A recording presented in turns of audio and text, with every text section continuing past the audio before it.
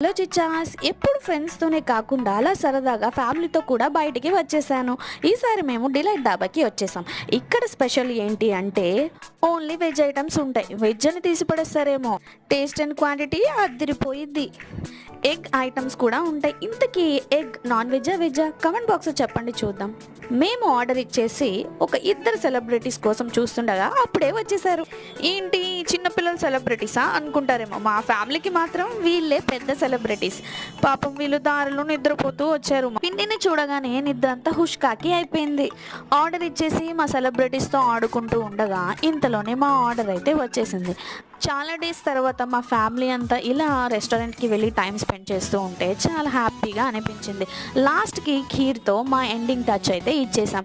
ఈ పిల్లలకి బెలూన్స్ అంటే చాలా ఇష్టం, ఎక్కడున్నా వదలరు. మమ్మల్ని వదిలి వెళ్ళాలని లేకున్నా నెక్స్ట్ స్కూల్కి వెళ్ళాలని చాలా సాడ్గా సెండ్ ఆఫ్ ఇచ్చి వెళ్ళి